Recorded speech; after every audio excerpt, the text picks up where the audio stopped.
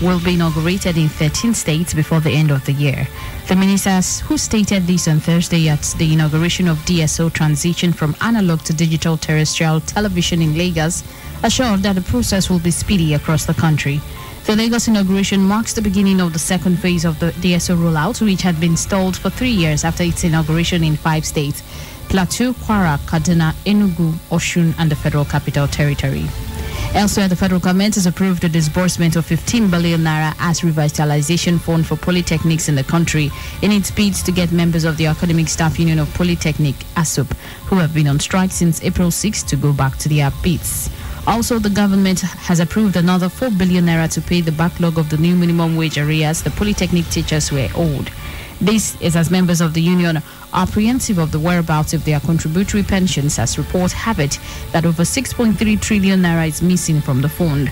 Disclosing this in Lagos on Thursday at a special congress at the Yaba College of Technology chapter, the national president of ASUP, Anderson Ezibe, said his members will still continue their strike because government overtures were still promissory notes. House of Representatives has urged the federal government to name Akure Airport after the late former governor of Ondo State, Olusegun Agagu. The call was occasioned at the adoption of a motion by Honorable Mayowa Akinfolarinwa and 8 others on the floor of the House on Thursday in Abuja.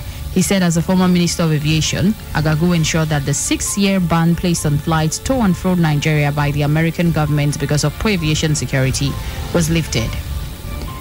National Youth Service Corps Director General Brigadier General Shuaibu Ibrahim has advocated for the establishment of NYSC Trust Fund that would cater for the financial empowerment of all corps members as they pass out from service.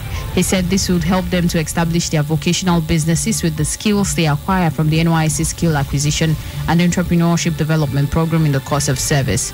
Ibrahim stated this on Thursday when he paid a courtesy visit to the former head of state and founder of the NYSC scheme, retired General Yakubu Gowon, at his residence in Abuja. And finally, a news update at 9 in Rivers State, where the State Security Council has enforced a dusk to dawn curfew on all the 23 local government areas of the state, which took effect from Thursday following security scares. Governor Nyesom Wike, in a statewide broadcast on Thursday morning, said the decision was taken after an exhaustive deliberation by the council at the Government House, Port Harcourt.